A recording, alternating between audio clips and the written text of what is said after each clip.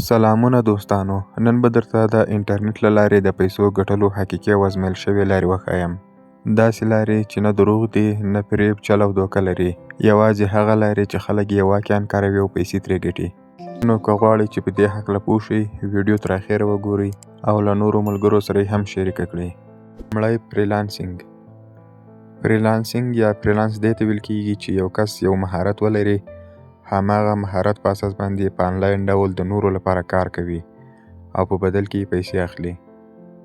لکه یو کس لیکنه کولای شي، یو ژباړه کولای شي، یا ډیزاین کولای شي، ویډیو ایډیټینګ کولای شي، ویب سایټ جوړولای شي، اپلیکیشن جوړولای شي. هر یو مهارت چې ولري د هماغه مهارت په اساس باندې له خپل کور یا له دفتر څخه د بل چا لپاره کار کوي او په بدل کې یې پیسې اخلي.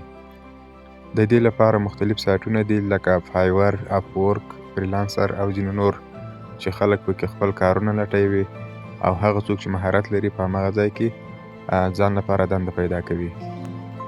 په دې طریقه په شروع کې عاید کم وي، خو د وخت تېرېدلو سره چې کار سم سرته ورسیږي، ښې پیسې لري او ښه عاید ترې ترلاسه کیږي. دوهم یوټیوب.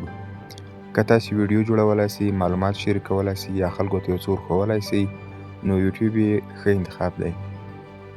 که په یوټیوب کې چینل جوړ کړئ او ویډیوګانې پکې پورته کوئ، نو ستاسو په ویډیوګانو باندې له شرایطو پر کېدو وروسته اعلانونه راځي، یا د سپانسرشپ له لارې یا د افیلیټ لینکونو له لارې کولای شئ پیسې وګټئ. او په نړۍ کې ډېر خلک یوټیوب چینلونه لري، کاروي او پیسې ترې ګټي. خو دا خبره مهمه ده چې یوټیوب صبر غواړي. لومړی به یې کوم شرایط چې د هماغه پوره کیږي او له هغه وروسته دوامداره فعالیت او صبر کولای شي تاسې هدف ته ورسوئ او عاید ترې ولرئ. دا چې د یوټیوب لپاره شرایط کوم دي، په کومه طریقه پیسې ترې ګټل کیږي، په هغه باندې په یو بل ویډیو کې خبره کوو. دریم فیسبوک. فیسبوک هم داسې یو پلیټفارم دی چې په هغه کې خلک پیسې ګټي. د پیسو ګټلو طریقې دا ده چې تاسې به یو فیسبوک پیج یا پاڼه جوړوئ او په هغه کې به ویډیوګانې خپروئ یا نور پوسټونه، تصویرونه، هر څه خپروئ، او څومره چې فالوور زیاتیږي، لیدونکي هم زیاتیږي، نو فیسبوک یې په بدل کې پیسې ورکوي.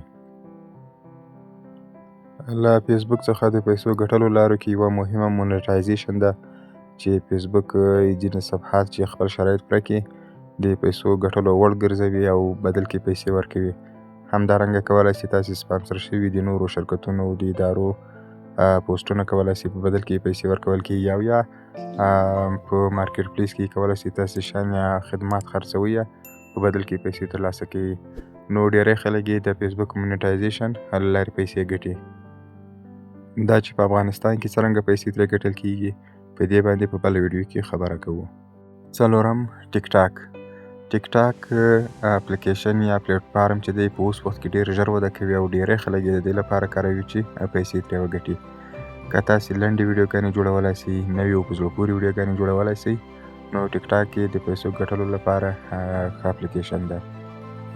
له ټیک ټاک څخه د کریټر پروګرام چې خپله ټیک ټاک یې لري کاروونکو ته پیسې ورکوي، همداسې د سپانسرشپ پوسټونو له لارې ورکوي، او افیلیټ یا د نورو شرکتونو د نورو ادارو لینکونه دي، د هغو په خپرولو په بدل کې هم کمیشن یا پیسې ورکوي.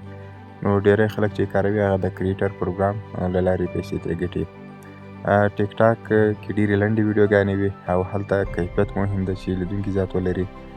په هغه ځای کې د اوږدو ویډیوګانو جوړول مهم نه ده.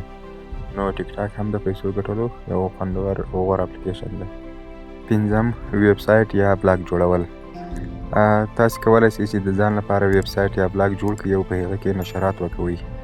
مثلا مقالې پکې خپروئ او یا نور لیکنې پکې کوئ چې خلک راځي او ګوري یې، لیدونکي یې زیات وي، نو ډېر اوږدمهاله عاید لري او ډېر خلک یې کاروي.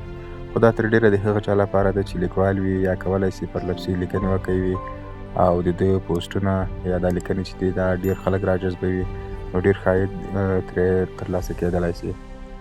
د ویب سایټ په جوړولو کې وروسته ګوګل اعلانات راځي چې د هغو له لارې ښې پیسې ګټل کېږي، یا افیلیټ د نورو شرکتونو د نورو ادارو لینکونه تاسې خپروئ چې په بدل کې تاسې ته کمیشن یا پیسې درکول کېږي. یا مثلا که یو شرکت وي کولی شي خپل محصولات د ویب سایټ له لارې خرڅوي نو که اعلانات پر باندې راځي جلا ګټه ده او د خپل محصولاتو جلا ګټه ده. دا لاره چې ده وخت غواړي خو مثبت او اوږد وخت عاید لرونکې لاره ده. شپږم، آنلاین زده کړې ورکول یا کورسونه فعاله کول.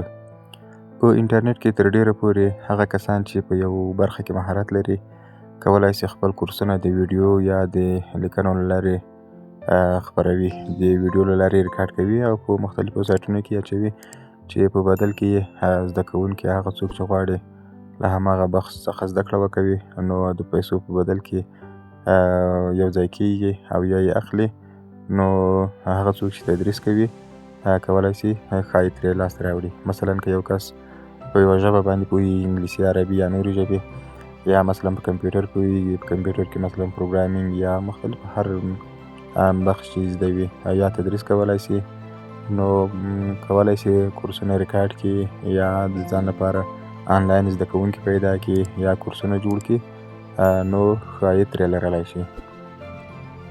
دا باوري لاره ده چې تاسې خپل مهارت په اساس باندې د ځان لپاره زده کوونکي پیدا کوئ او خپل هغه څه چې زده د نورو ته انتقالوئ او په بدل کې پیسې اخلئ. د انټرنیټ څخه پیسو ګټلو اړوند دروغجنې لارې او خبرې مه منئ. مثلا احتیاط وکړئ چې که ځینې ویډیوګانې ګورئ یا پوسټونه ګورئ چې په هغوی کې غوښتل شوي وي چې تاسې کولی شئ په یوه ورځ کې په یوه اونۍ کې دومره وخت کې شتمن به شئ او دا به دومره پیسې به وګټئ، یا بې له کاره بغیر له دې چې کار وشي ځینې اپلیکیشنونه تاسو ته وړاندیز کېږي یا لینکونه وي او خبره یې دا وي چې پیسې ترې ګټل کېږي، یا ځینې جعلي اپلیکیشنونه دي چې په انسټال کولو سره یا یوازې په کتلو سره یې پیسې ګټل کېږي. دا ټول شیان جعلي دي او هېڅ حقیقت نه لري. که تاسو غواړئ له انټرنیټ څخه حقیقي عاید لاسته راوړئ همدغه پورته لارې دي، ډېرې نورې لارې هم لري خو دا یې ډېرې مشهورې دي او ډېر خلک یې کاروي. نو د حقیقي عاید د لاسته راوړلو لپاره باید یو مهارت ولرئ، صبر ورباندې وکړئ او دوامداره کار وکوئ نو پیسې ګټلی شئ. نو انټرنیټ یوه موقع ده چې کولی شئ د دوامداره کار کولو په وسیله، د صبر لرلو په وسیله او یو مهارت ولرئ او نا امیده نه شئ نو کولی شئ ښې پیسې ترې وګټئ. که مو ویډیو خوښه شوې وي نو لایک یې کړئ او زموږ چینل سبسکرایب کړئ او نورو ملګرو ته یې هم ولیږئ. پورته کومې لارې چې موږ یادې کړې دي د هغه هر یو لپاره به موږ جلا جلا ویډیو جوړه کړو چې په افغانستان کې څرنګه کولی شو همدغو لارو څخه پیسې وګټو.